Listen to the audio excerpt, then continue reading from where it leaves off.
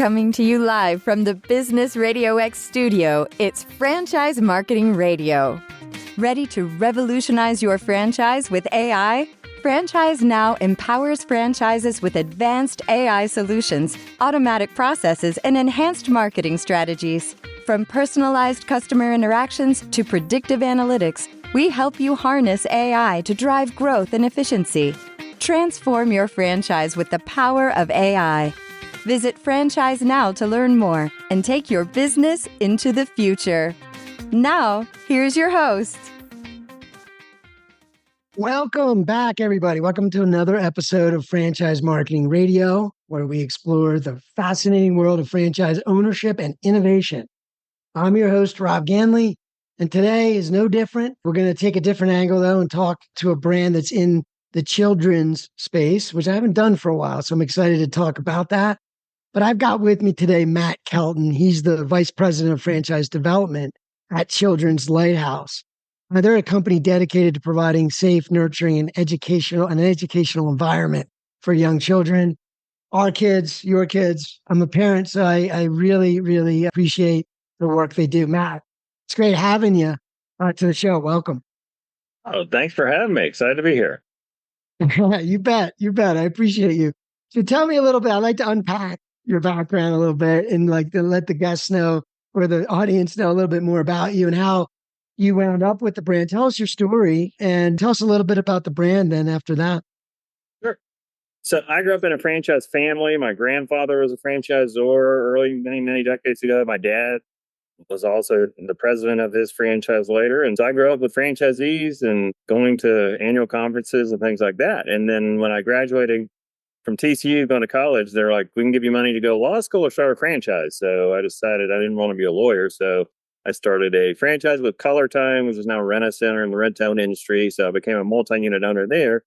I didn't want to do that forever. And so was in corporate America for several years and got back into franchising as president of a franchise called Computer Renaissance. They're part of Play It Again Sports, Windmark, that whole buy-sell trade, and did that for 5 years. And then got connected with a group called Show Homes. They are the largest home staging network in the country. And so was there for 17 years in the home services space, which was really great. And then that sold to a venture group out of Florida. And I decided I want to do something different as, I was their COO for 17 years. And so I was in Fort Worth, wanted to work with someone local. And I had known the guys at Children's Lighthouse. And so they had a spot open. Their chief development officer was retiring after 14 years and sat down with them and just really clicked right away. And I saw the potential for the brand. Been here since March and drinking from the fire hydrant, but it's been exciting. And so it's an incredible business and it's growing very quickly. So it's definitely a interesting place to be. And it's been great so far. Yeah, well, you have it in your blood, I guess, right? It's a great story. You started there, but you've got really amazing background. So tell me a little bit about 17 years as a COO. What do you bring from that role to this one, and how does that kind of affect your sort of vision moving forward? What are some of your priorities here? Right. So we were a smaller company. We had at our max maybe 78 locations in that range, and so with a small company, wear a lot of hats. And so I was in charge of franchise development as well as operation and really running the day-to-day. And so, at the end of the day, you need happy franchisees to validate for you to grow. And they're happy when they're making money. So unit level economics are key. How can you help them ramp up as quickly as possible? How can you drive EBITDA numbers? And how can you help them at a certain point sell and have an exit strategy? And so understanding those pieces, understanding how the business model works, what are your key profit indicators, your KPIs that you target, and how are you going to drive that revenue from the marketing perspective, customer satisfaction, the importance of that, digital marketing. So I was able to learn a lot from Children's Lighthouse or from Show Homes that translated into this piece. And so it's a different model, but at the end of the day, you're taking care of customers. You have a problem, you have a solution for it, and you're helping franchisees grow, profitable businesses that, they can leave corporate America to be part of, and they can eventually sell and have a nice, hopefully, retirement and a legacy for their kids. Yeah. There's a lot of similarities. Yeah, of course. Yeah, absolutely. And I appreciate that. Franchise, the franchise or business model is very unique. So, you can boil it down to the idea that, we need our franchisees to be successful and things should trickle down from there. Right. But if it's not, it is a problem. So it's interesting. I mean, that is true. And then the KPIs make it clear to everybody when you know what you're working with and what to focus on day in and day out. So that background in operations probably informs that quite a bit. Tell me a little bit about Children's Lighthouse, though, because I know I like you with your background. I could have done a lot of things, almost anything really. It's like related. But there was some about the conversation you had, and I knew that they're also known for their unique approach. To how they approach their model, what they're about. So tell me a little bit. What makes their approach to taking care of children different, and what was it that resonated? Because I feel like there was a connection there. And yeah, absolutely. And so, it started in 1997. Two brothers started the brand, and they had young kids and nephews, and they were looking for something that didn't exist at the time. Back then, childcare was babysitting, playtime, and they wanted an actual school that was state accredited, that had state of the art curriculum, that was safe, secure, and they could see that there was going to be big demand as the rise of dual income families was happening. So they opened the first one, it took off, and they got up to 9 locations, just one after another, because they kept getting demand. And they implemented, the curriculum was another piece. They started with an off-the-shelf piece, but they eventually brought in a curriculum department and have 3 specific curriculum for each age, and it goes from 6 weeks to 5 years old. And then we have an after-care program as well. But, we started franchising in around year 2000 and, went from 9 corporate locations to now we have 100 schools open or in development. And so they've put together the staff, the team, the infrastructures, and they've invested in it. So it's a company with strong unit level economics. We are family owned. That's probably one of our biggest differentiators. We're on our second generations of the Brown family. Michael Brown, young 40-year-old guy, went to the University of Texas, and now he's leading the company. And his family wanted to create a legacy that they could pass on, and so that's his goal. He has no intention of selling private equity. Most of the players in this space are in that area. So, and nothing wrong against it, but they're driven by P&L is the reality. We are driven with our family culture, and it's a different feel, and what we provide is different. We provide a lot more hand-holding operational support. As an example, we have 15 franchise coaches per school. Our competitors have 50 to 75. So there's a lot of pieces on that. But, we've never had one fail. We have a 0% SBA failure, which is kind of mind-boggling. In almost 30 years, they've never had, any kind of failure on the SBA. And so you don't see that. So the model works. The demand is incredible. These are larger format schools. They're around 220, 230 children capacity, around 10 classrooms. And so they average around $2 million a year gross. Our top guys are doing $3.5 million. And so these are, there's a big demand for it for sure. And we have a larger format, but we also have state-of-the-art classrooms, state-of-the-art security. We've got a lot of AI systems that we've rolled out this year. And it's been exciting. And so we've doubled our growth in the last 5 years, both in units as well as revenue. And we're probably going to double that in the next 5 years as well. So it's been quite the ride for sure. Yeah, no, man. And you're there to follow through with the next doubling, which would be a little harder. Probably, but it's been crazy. Well, I'm just talking in generalities, but yeah, with your market, I see growth. That's just never ending. As you said, 2 income families. Yeah, that was looking at the end of the 90s. Yeah, that was really a thing. Like, was pretty common. It was starting to be more common. No one has time, but you want to be a great parent, right? And it's a tough quandary to be in. And if you do have to give it to someone like you guys, you want to know that it's the best thing for my kid. And the family, I just wanted to comment on the family comment. I think in the idea of second generation, they're already doing it and they're modeling, I think, what the franchisees love to see. And also to do what you do, to not be family oriented is, I'm not saying you can't do it well, but I'm just saying that it must help. It must translate in the culture, right, of how people treat each other and how they run the business. So I just think that's an interesting point. Like, that's rare. And you're right.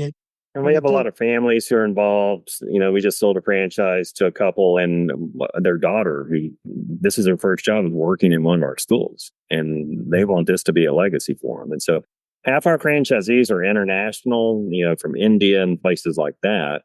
And, they came here for a better life for themselves, for their kids. And they want to give them a legacy and fund a retirement. And so that's what they see with this, because it's not just a business you're buying. It's a commercial real estate play, because you're buying the real estate, which is, the biggest, maker of millionaires in the world is real estate. And so over 20 years, you've got a great business, you got a great building, and you also have the real estate play. So that's the piece that I've not been involved with in the past that makes this really unique as well. I love it. I love it. So when you think about a franchisee, you just kind of framed a little bit about the kinds of people that you guys work with. What is it that you look for? You've been doing this a while. And now I know you're doing it for this brand, which is a little different. It's nuanced and stuff, but there are some key qualities, right, that you probably notice. Oh, yeah. Tell me a little bit about that. What is the ideal candidate look like? Well, first, it's a bigger investment. You're looking at, there's two ways to get into a children's lighthouse. There's a lease option where an investment group will buy the land, build the building. That's around $1 million, $1.2 million investment. That pays for your finish out, playgrounds, and your capital. So it's around $1.2 million. The franchise would need you can get 80% financing through the SBA for that. So you would need around $400,000 liquid. The equity play, which has been the bulk of ours in our history, so that's where a franchisee gets SBA funding to buy the land, build the building. They can get 85% funding, but you're looking at a $6 or $7 million investment. They need around $1.2 million liquid. So these are people at CEO level, or people on the way to being CEO, people who are white collar workers that have sufficient capital. We do have a lot of investment groups that join to do this and want this as part of their portfolio. So that's one piece. But they need to have a love of children, love of education. That needs to be a driver for them. We do talk about a millionaire mindset versus a thousandaire mindset. This isn't just replacing income. So you're going to be managing a team that runs the schools. Well, one of the things that makes this different is a director runs the day to day. So you'll have a director, you'll have an assistant director, but our owners spend maybe 20 hours a week in the first year in the schools.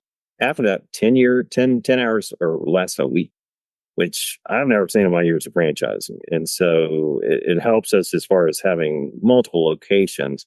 But you also need to be able to delegate and lead a team. So that's another core fundamental that we look at. And then they need to, we have specific core values, and we want them to, line up with those as well. And, there's the basics of franchising. Are they coachable? Will they follow a system? And things like that. But, those are the core things that we look at for sure. Yeah, now that makes sense. And it is a big investment, but a big payoff. It's a big plan, and it's multifaceted, which is very attractive and scalable. Like, it is a model where you have multiple locations. It's a pretty big operation. Right. So it's for the person that's heading in that direction. But that's exciting to me.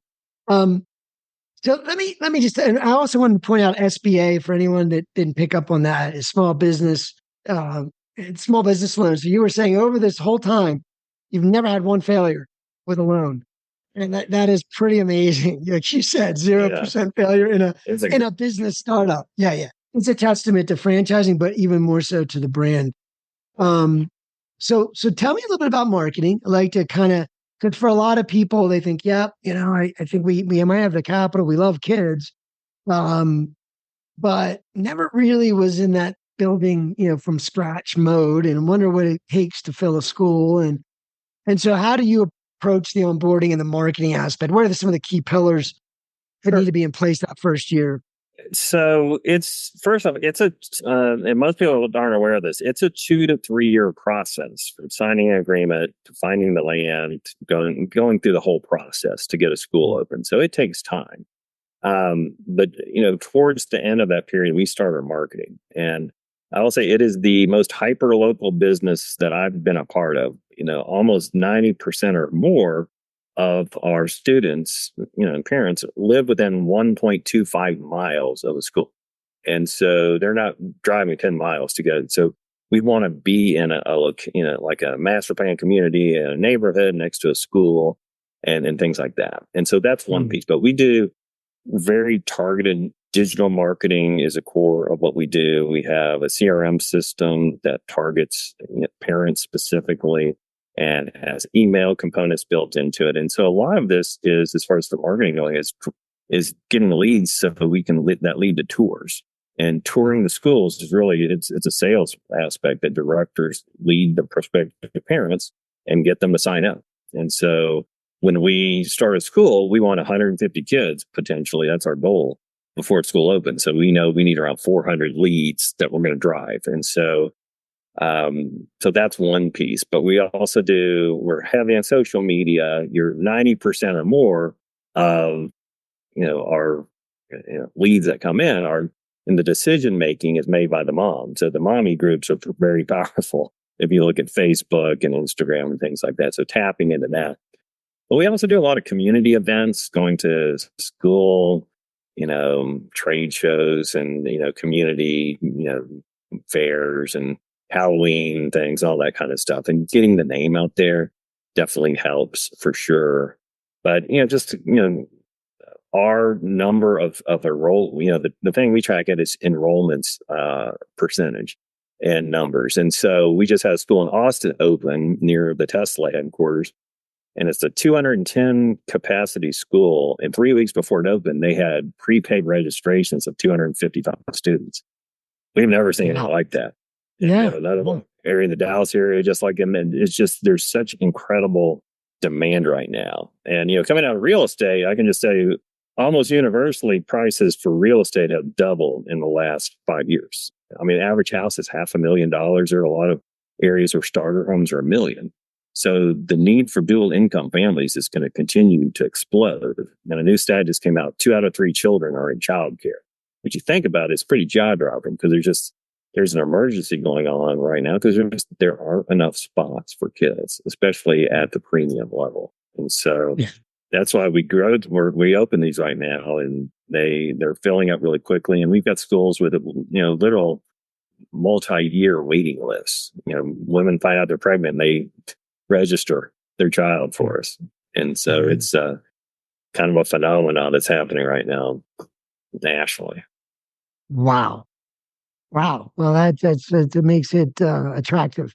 So let's talk about the curriculum a little bit. Let's talk about what makes, because regardless of demand and people need, there's probably also a great reputation and people know about you guys. And clearly they do both what you say, but they probably simultaneously are reading reviews and talking to other people. And so tell me a little bit about what's unique about your curriculum. And if you want, you mentioned AI. I don't know if AI was more for the security or other things, but maybe, I don't know if that is impacting tools for education, or you see it might soon. But tell me a little bit more about the curriculum and how you. Sure. So again, when we started, we bought an off-the-shelf curriculum. I mean, it was the best one, it's the biggest one, but we wanted something that was specific, that was custom to what we do here.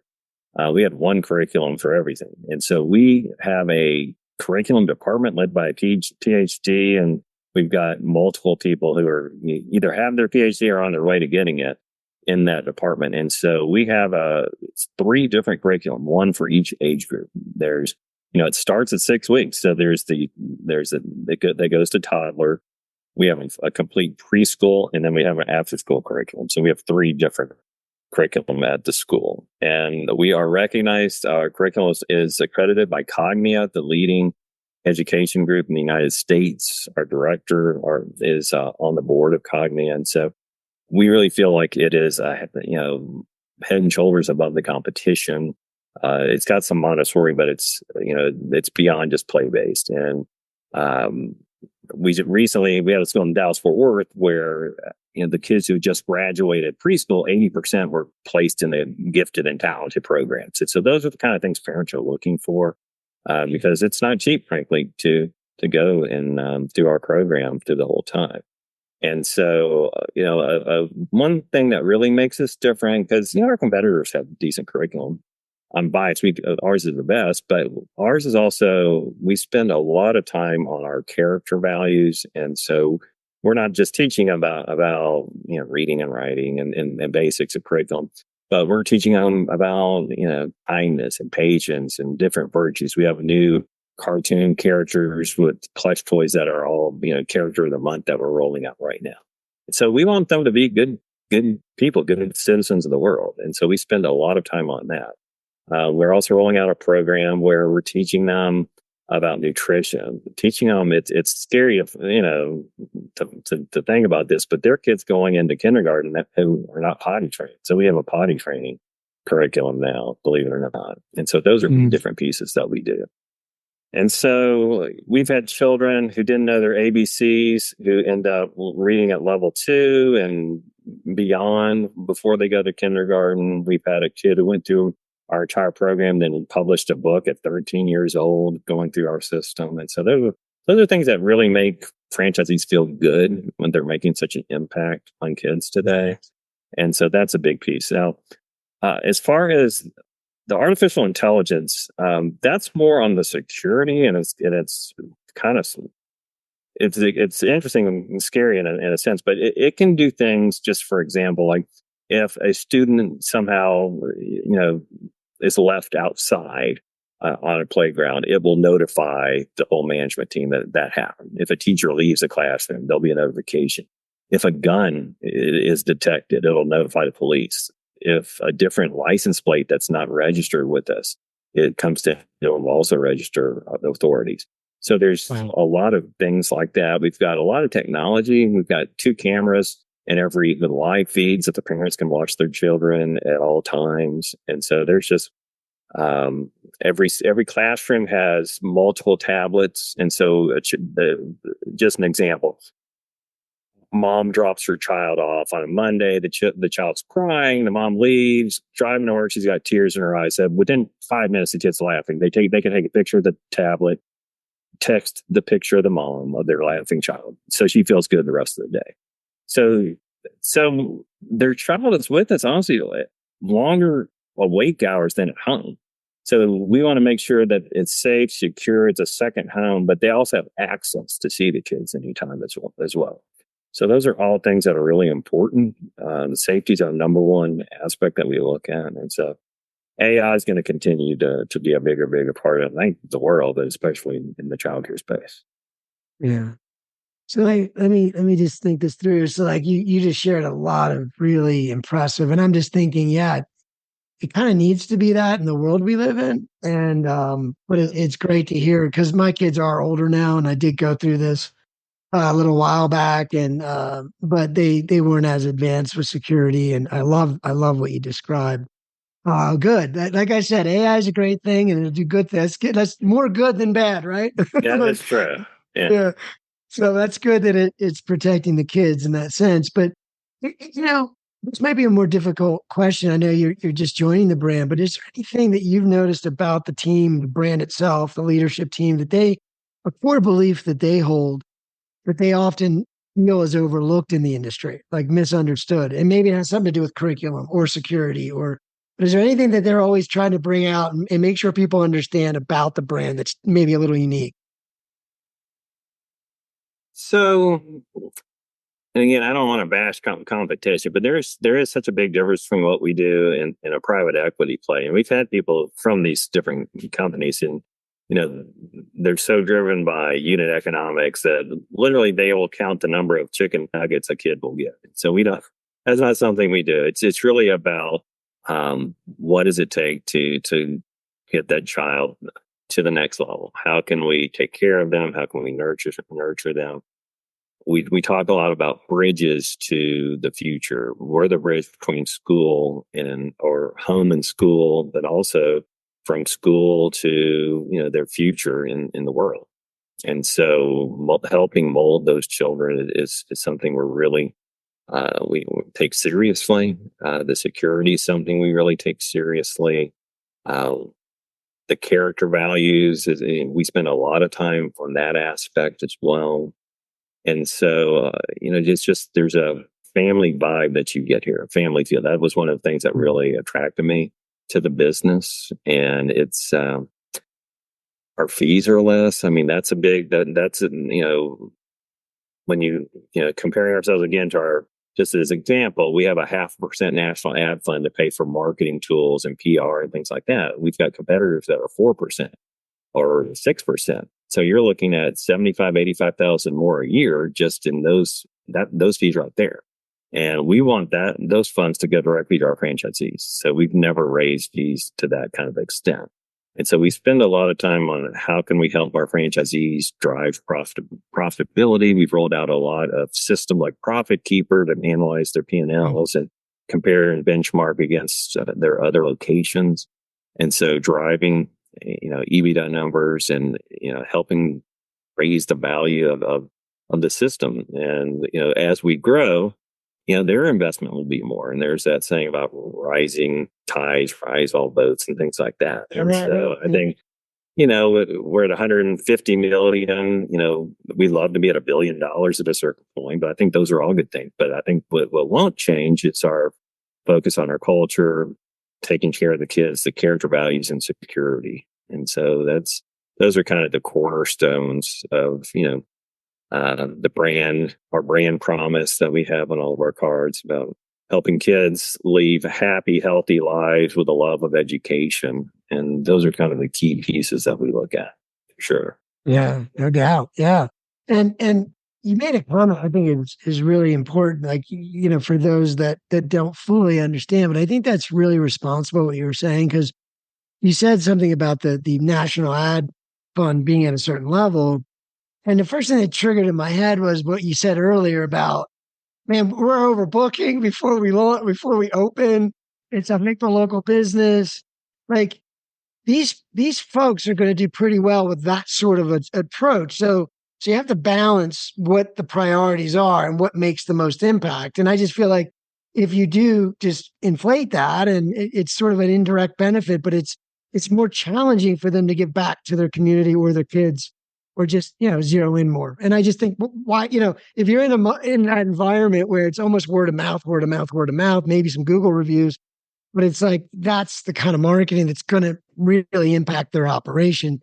Not that brand marketing isn't important, but I felt like that made sense. And I just wanted to point out there's integrity in that because you answered consistently. And I think that's good to know. And again, that's one of the things that's, we want our franchisees to spend 1% of revenue on their local marketing. It's going to be lower than a typical brick and mortar restaurant or retail play. And it is because we have such high scores with our customers. We use a thing called So Tell Us to get reviews of our franchisees and also get their feedback. And we post that to all of our social media channels, websites, and things like that. But, you mentioned the word community, and that's what I really see with this piece as well. Starbucks years ago said that there was a home and work, and Starbucks was the community in between. And so when you go to these schools, you see the director knows the name of every child, but also they know, how was going to Destin for, the summer break. They know stuff about. So they don't just know their name, they know the kids. The parents know each other, the kids are friends. And so you create these communities, for sure. But we're also, just, you're not just selling a widget, you're making an impact on local communities that goes for long ways. And so that's the other thing that's really, beyond just a feel good. You can see it out in the schools and in the communities. So that's one of the key drivers for people who join us for sure. No doubt. Yeah. I've spent more time on the senior care side with brands and working with brands like that. And I've had a blend of customers over the years, but that is another side of it that's very, very impactful. But man, raising good kids, I mean, it's our future. Oh, yeah. You know what I mean? Like, it's important to build your community up with good kids, and they see that with their parents and with the people around them. And like, yeah, what you described to me just in that short sentence, short response is like, made me feel like that's a real impact. That's what we need. I mean, it's and senior care is another great business. We're on the opposite sides of the spectrum, but it's definitely a right. calling, and there's a big demand, and so it definitely can make you feel like you're making an impact in people's lives for sure. And so I almost think, Eddie, I was just going to say, I interview a lot of brands, and I always say it. I just feel like we live in a world that's more and more isolating, even though more connected in some ways. And I feel like community and interaction with other people is so important. And most franchise brands have that something, and they can capitalize on the community part, right? Like, no matter what you're doing, you can build that community. And I think that local connection and being in a business where you're driving that is going to be more and more important, because I think I can tell you, I'm a very virtual guy. I've been doing this for a while. And as of late, the last, say, several years, I haven't had as much interaction in environments where there's people, right? Without screens. And I'm thinking, I really enjoy some of the places I go and I interact with people. And it's nice if they remember your name, or it's not, whoever you're patronizing, wherever you're going. But so important, because it really does become that. I know there's people, they're like, they're local people. I know them. I think it's so important, and I love that franchising is about that in some ways. But so I know a few years back, we all went through quite an experience with COVID. I'm sure this is considered a required business or whatever. Right. But what, if there was any learnings, and I don't know if coming in later, but even in your past brand, and maybe just kind of just interpreting what you see here, is there anything that impacted the brand through that process that they changed and innovated? So, my old brand, Show Homes, real estate was a required service. So we didn't lose a franchise, and it was definitely difficult. We help our franchisees navigate the process. But similar, it clearly had a big impact at first, but it was declared a required business. They got large, when I say large, massive amounts of PPP money to keep the businesses afloat. And so we didn't lose a location. If you look around the country, I want to say 25% of childcare went out of business after the PPP ran out. And they were, probably more mom and pops. But we did see a decline for a short period, but our revenues, like everywhere else, got hit that year, but we didn't lose the location. And through the PPP money, our franchisees did fine and rebounded relatively quickly.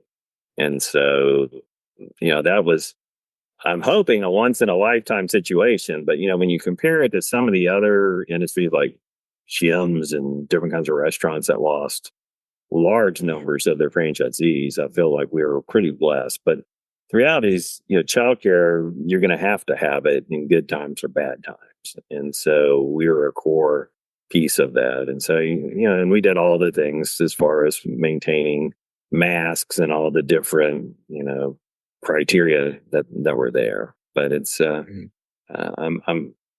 looking forward to the year at that point. At someday that we don't talk. I feel we talk a lot about COVID. I know we need to, but I'm hoping it'll be a memory at a certain point, because I don't think it was a pleasant experience for anybody. But luckily we got through it, and but we have a solid, great business. We're extremely well capitalized, and so that's another piece. We were able to withstand that, and we didn't lay off a person. We didn't have reductions. We didn't have any issue at all on that. So that was another nice part. All right. I love it. I asked that partly because I know that, that is, like you just said, like, well, I wanted 25%. Maybe they were smaller, but, zero. Like you're in a franchise brand. Yeah. And what's the power of being in a brand, right? Because it's like that collaboration, the family culture. It's like, we're in this, we're going to serve our children and our families. But anyway, yeah, a lot of heroic stuff was happening. And I'm sure within the brand too. But yeah, no, it says a lot. Zero failures. And Right. yeah, no matter what, that was a tough time. And I agree with you. I think it's like the flu now. Like people tell me they got COVID. It's like, I got the flu. Yeah. So And anyway, but all right. So I like to wrap things up and I appreciate you being here today. And I definitely want to have you guys come back and sure. talk more about this. But, if there were anything you were going to leave with the audience, maybe somebody that is looking at this saying, man, what an amazing thing. But, it is a unique investment, right? And you've got to be in a certain position. But I'm sure there's people sometimes on the fence where they're just not sure. It's a big step. It's a big commitment. What type of advice might you give that person that really has the heart? They think they might be close on the finance and they're not sure, but they're not sure. What tip or advice might you give someone like that? So I always kind of put myself in their seat as someone who's started out as a franchisee. And I was like, 3 reasons I would do this personally. Number one, the children, the market, the industry, the incredible demand, the impact you're making locally and just with children in the future. And it's going to continue. The demand is going to continue to be incredible. So that would be one piece. So just the industry in general. Second, the potential for wealth building is unlike anything I've ever seen. You've got a great business. You're building a great building as that can be repurposed at a certain point in 20 years. You've got land. That's the greatest investment you can have. So the potential to have something in your portfolio that can grow like that, that's stable. The real estate market is awesome right now, but real estate can we've seen it go up and down over time. And so you've got a real stability there. And then the final piece is just, and this is honestly probably the biggest driver, the lifestyle is unlike anything I've seen. The fact that you can work after the first year 10 hours or less a week in the school. This was the dream. My old franchise, even our top performers was spending 50 hours a week after 5 years. And they were the business. And this one, you've got a team that you're managing. And so if you look at all of those 3 core pieces, that to me, frankly, I wish I'd done this 20, 30 years ago, if anything. And but you're right. It's a big investment, but the demand, the potential returns, I think it's unlike anything I've ever seen. A lot of franchises, and there's a lot of good ones, but a lot of them you're replacing an income. You're getting a job. This is not one of those. This is a business where you're really driving revenue and wealth building at a time where the demand is unlike anything I've ever seen. So I feel real excited, real lucky to be part of this. So it's been quite a ride. I think it's going to continue to be pretty explosive in the next couple of years for sure. No doubt. Yeah. And I think that, again, it's nice to see business models that when you say 10 hours a week, I immediately identify with why, right? For anyone wondering, it's at least that I'm going to share it and you could sort of guide me a little bit. I mean, when you're building a business that has specialized, what you're doing is specialized. So your director and your assistant director really need to be people that have been in childcare or understand education. So it's really best to have a model where you get the right people. So you have that built where you know exactly what you need, how to get them. So really the owner just has to be good at building that and managing that, which is why it can be, which is most models, you don't have that. You don't have that level of people in the team always. Like you're not building that kind of a team where it's just natural that they could run it on their own and you could do less. But I mean, I see that as it's not like you're taking anything away. It's not like, oh, he's working less, but he's not doing as good a job. Or, maybe that's only certain situations where you can work less. It's really inherent to the way the model works that lends itself to being in that position. So you can own multiple buildings, multiple real estate, and have a sort of a building mindset as well. Right. We've got the playbook that we talk a lot about, but the curriculum is what drives the schools. That's what the directors down to the teachers, everyone runs on that curriculum, all those systems. And, we've got an incredible team with over 250 years of operations support. So there's nothing they'll go through we haven't gone through and can handle. But, you look at it, just the system and the playbook, it's like anything else. You follow the system, you're going to do pretty well. And so it's a very unique model. And, if people want to learn more, I'd love to have a conversation with them. Yeah. Yeah. So I do share with the audience the best way to reach out to someone like you or someone on your team. So I would just go to children'slighthousefranchise.com or children'slighthouse.com and give us your contact info, and we'll send you more info, and we'll reach out and have a conversation and see, is this a fit, and love to share more about kind of what makes us different, kind of what you're looking to accomplish as well. Exactly. Well, I always encourage the audience. I mean, every conversation with someone like Matt would be very, very informative, inspirational. Your wealth of information.